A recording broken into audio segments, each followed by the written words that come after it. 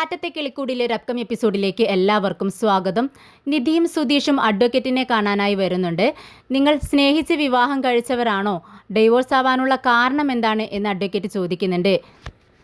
ഇത് കേട്ട് നിധി സുധീഷിൻ്റെ മുഖത്തേക്ക് നോക്കുന്നുണ്ട്. ഇല്ല മാഡം, ഞങ്ങൾ സ്നേഹിച്ച് വിവാഹം കഴിച്ചവരല്ല. ഞങ്ങൾ പരസ്പരം ഇഷ്ടപ്പെടാതെയാണ് വിവാഹം കഴിച്ചത്.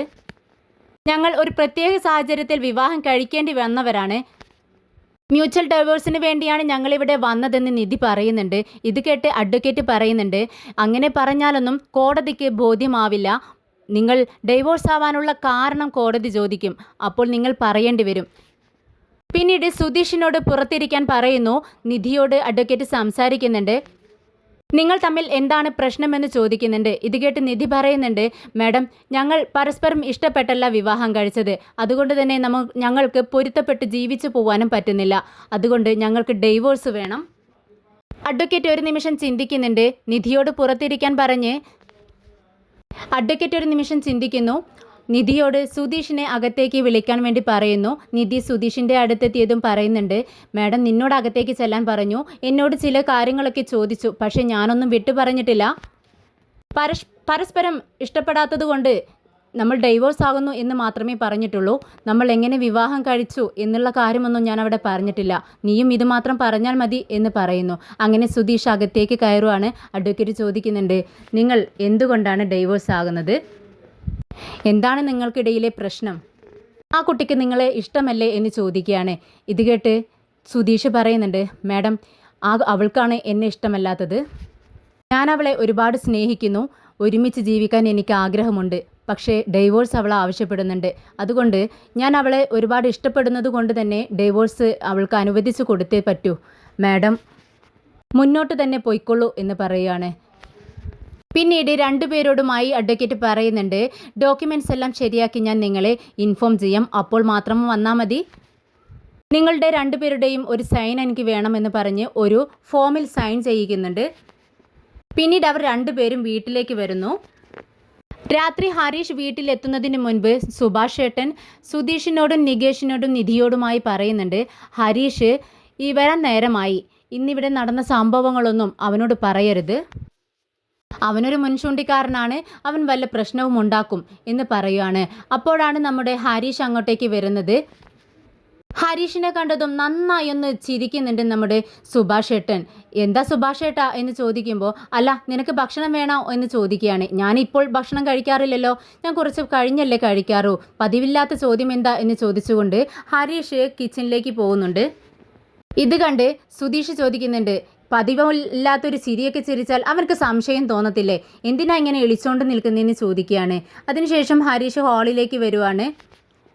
ഇത് കണ്ടതും സുധീഷ് ചോദിക്കുന്നുണ്ട്, അല്ലട ഹരീഷേ, എന്തൊക്കെയുണ്ട് നിൻ്റെ വിശേഷങ്ങൾ? നിൻ്റെ ബിസിനസ്സൊക്കെ എങ്ങനെ പോകണമെന്ന് ചോദിക്കുകയാണ്. പതിവില്ലാത്തൊരു ചോദ്യം കേട്ട് ഹരീഷ് എല്ലാവരുടെയും മുഖത്തേക്ക് നോക്കുവാണ്. നമ്മുടെ നികേഷും നിധിയുമൊക്കെ തലയിൽ കൈവയ്ക്കുന്നുണ്ട്. എല്ലാം നമ്മുടെ സുധീഷ് തകർത്ത് കളഞ്ഞല്ലോ എന്നുള്ള ഒരു മട്ടിലാണ് അവിടെ ഇരിക്കുന്നത്. ഹരീഷ് ചോദിക്കുന്നുണ്ട്, അല്ല നിങ്ങൾക്കൊക്കെ ഇതെന്ത് പറ്റി? നിങ്ങളുടെ മുഖമൊക്കെ വല്ലാതിരിക്കുന്നുണ്ടല്ലോ, എന്നോട് എന്തെങ്കിലും പറയാനുണ്ടോ എന്ന് ചോദിക്കുമ്പോൾ, ഏയ് ഒന്നുമില്ലടാ, ഒന്നുമില്ല എന്നിങ്ങനെ പറയുന്നുണ്ട് സുഭാഷ് ഏട്ടൻ. എന്നാൽ പെട്ടെന്ന് ഭാസ്കരൻ അങ്ങോട്ട് വരുന്നു. എടാ ഹരീഷ്, സ്നേഹിച്ചാൽ മാത്രം പോരാ, സ്നേഹിച്ച പെണ്ണിനെ വിവാഹം കഴിച്ച് ഇങ്ങോട്ട് കൊണ്ടുവരാനുള്ള ധൈര്യം കൂടി നീ കാണിക്കണം.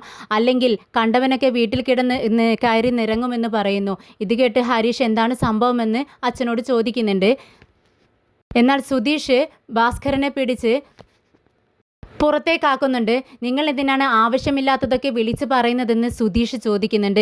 ഇതിനിടയിൽ ഭാസ്കരൻ പറയുന്നുണ്ട്, എടാ നീ സ്നേഹിക്കുന്ന ആ പെണ്ണില്ലേ നീതു, അവളുടെ ചേട്ടൻ ഇവിടെ വന്നിട്ടുണ്ടായിരുന്നു. ഇവിടെ പ്രശ്നമുണ്ടാക്കിയിട്ടാണ് അവൻ പോയത് എന്ന് പറയുന്നു. പെട്ടെന്ന് സുധീഷ് അവരെ പിടിച്ച് പുറത്താക്കുന്നു. ഹരീഷിന് ഇവിടെ കാര്യമായി എന്തോ സംഭവിച്ചിട്ടുണ്ടെന്ന് മനസ്സിലായി. സുഭാഷിനോട് ചോദിക്കുന്നുണ്ട്, എന്താ സുഭാഷ് ഏട്ടാ ഇവിടെ ഉണ്ടായത്?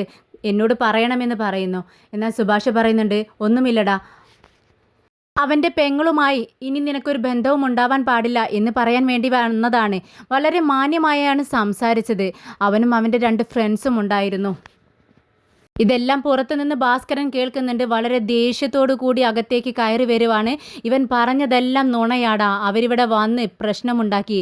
നിന്റെ ചേട്ടനെയും നിന്റെ ചേട്ടനെ മാത്രമല്ല, അതാ ഇവർ രണ്ടുപേരുമായി നല്ല അടി ഉണ്ടാക്കി. ഇവർ അങ്ങോട്ടും കൊടുത്തു, അവരിങ്ങോട്ടും കൊടുത്തു. അതൊന്നുമല്ലടാ എനിക്ക് വിഷമമായത്, നമ്മുടെ വീടിനെ പറ്റി അവൻ എന്തൊക്കെയാ പറഞ്ഞതെന്നറിയാമോ? ഇവിടെ ഉള്ളവരെയെല്ലാം വളരെ മോശമാക്കിയാണ് അവൻ സംസാരിച്ചത്.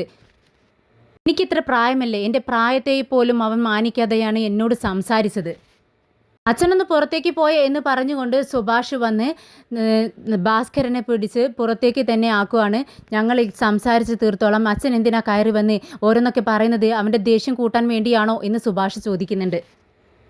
എന്താ സുധീഷ് ഏട്ടാ സംഭവിച്ചത്? എനിക്ക് കാര്യം അറിയണം. ഇവിടെ സംഭവിച്ചത് എന്താണെന്ന് സത്യം പറ എന്ന് പറയുമ്പോൾ സുധീഷ് പറയുന്നുണ്ട്, അവർ പറഞ്ഞതൊക്കെ ശരി തന്നെയാടാ, ഇവിടെ പ്രശ്നമുണ്ടായി. പക്ഷേ ഞങ്ങൾ അവർക്ക് കണക്കിന് കൊടുത്തിട്ടുണ്ട്. പിന്നെ നമ്മളെ മോശമായി വീടിനെയും വീട്ടുകാരെയും കുറിച്ച് മോശമായി സംസാരിച്ചപ്പോൾ പുറത്തിരിക്കുന്ന ആ മനുഷ്യനുണ്ടല്ലോ, അവർ നമ്മളെ സപ്പോർട്ട് ചെയ്താണ് സംസാരിച്ചത്. അതല്ലടാ എനിക്ക് അത്ഭുതമായി തോന്നിയത്, നമ്മുടെ വീടിനെക്കുറിച്ച് അവൻ മോശമായി സംസാരിക്കുമ്പോൾ അവൻ്റെ വീട് ഏതോ കൊട്ടാരം പോലെയാണ് അവൻ പറയുന്നത്. അത്രയ്ക്ക് വലിയ വീടാണോടാ അത്? എനിക്ക് അതൊന്ന് കാണണമല്ലോ. ഹരീഷിന് ദേഷ്യം വരുന്നുണ്ട്. ഞാൻ അവനോട് ചോദിച്ചിട്ട് തന്നെയുള്ളൂ കാര്യമെന്ന് പറഞ്ഞ് പുറത്തേക്ക് ഇറങ്ങാൻ നേരം സുഭാഷും സുധീഷും ഒക്കെ അവനെ തടയുന്നുണ്ട്. ഇപ്പോൾ ഒന്നും അതിൻ്റെ ആവശ്യമില്ല, ഇനി വരുമ്പോഴല്ലേ അപ്പോൾ നോക്കാമെന്ന് പറഞ്ഞ് അവനെ സമാധാനിപ്പിക്കുന്നുണ്ട്. രാത്രിയായതും നീതു ഹരീഷിനെ കോൾ ചെയ്തുകൊണ്ടിരിക്കുകയാണ്. നീതുവിൻ്റെ കോള് കണ്ടതും ഹരീഷ് കട്ടാക്കുന്നുണ്ട്. വീണ്ടും നീതു വിളിച്ചുകൊണ്ടേയിരിക്കുകയാണ്. ഓരോ തവണ കട്ട് ചെയ്യുമ്പോഴും നീതു ഇത് തന്നെ ആവർത്തിക്കുന്നു. ലാസ്റ്റ് ഹരീഷ് കോൾ അറ്റൻഡ് ചെയ്യുന്നുണ്ട്. നീ എന്തിനാ ഇങ്ങനെ വിളിച്ചുകൊണ്ടിരിക്കുന്നത് എന്ന് ചോദിക്കുകയാണ്. എന്തിനാ അതിന് നീ എന്നെ ഇത് ദേഷ്യപ്പെടുന്നത്? ഞാൻ എന്ത് ചെയ്തു എന്ന് നീതു ചോദിക്കുന്നുണ്ട്. ഈ കാരണം തന്നെയാണ് ഇതെല്ലാം സംഭവിച്ചത്. നിന്റെ ചേട്ടൻ വന്ന് വീട്ടിൽ പ്രശ്നമുണ്ടാക്കിയിട്ട് പോയി. ഇനി നീ ഇങ്ങനെ സംഭവിച്ചാൽ എൻ്റെ സ്വഭാവം മാറുമെന്ന് അവരോട് പറഞ്ഞേക്ക്. എന്താണ് അവിടെ പ്രശ്നമുണ്ടാക്കിയതെന്ന് എനിക്കറിയില്ല. ഈ വിവരം അറിഞ്ഞതുകൊണ്ട് തന്നെയാണ് ഞാൻ നിന്നെ വിളിച്ചത്. എനിക്കിതൊന്നും അറിയില്ലായിരുന്നു എന്ന് നീതു പറയുന്നുണ്ട്. എനിക്കെന്ത് സംഭവിച്ചാലും ഞാൻ സഹിക്കും. പക്ഷേ എൻ്റെ വീട്ടിലുള്ളവർക്ക് എന്തെങ്കിലും സംഭവിച്ചാൽ എനിക്കത് സഹിക്കാൻ പറ്റില്ല. എന്നോട് എന്തെങ്കിലും പറയാനുണ്ടെങ്കിൽ എൻ്റെ വർക്ക്ഷോപ്പിലേക്ക് വരണം, അല്ലെങ്കിൽ ഞാനുള്ള സമയത്ത് എൻ്റെ വീട്ടിൽ വരണം. അല്ലാതെ ഞാനില്ലാത്ത സമയം നോക്കി വന്ന് ഇവിടെ പ്രശ്നമുണ്ടാക്കരുത്. ഇതുകൊണ്ടൊക്കെ തന്നെയാണ് നീതു ഈ ലവും കാര്യങ്ങളൊന്നും വേണ്ട എന്ന് ഞാൻ പറഞ്ഞത്. അതുകൊണ്ടാണ് നീ ഓരോ തവണ ഷോപ്പിലേക്ക് വരുമ്പോഴും നിന്നെ ഞാൻ മടക്കി വിട്ടത്. നിനക്കിപ്പോൾ മനസ്സിലായോ എന്ന് ചോദിക്കുമ്പോൾ നീതു വളരെ വിഷമത്തോടെ പറയുന്നുണ്ട്, ഹരീഷേ നീ ഇങ്ങനെയൊന്നും പറയരുത്. അത് കേൾക്കുമ്പോൾ എനിക്ക് ഒരുപാട് വിഷമം തോന്നുന്നുണ്ട്.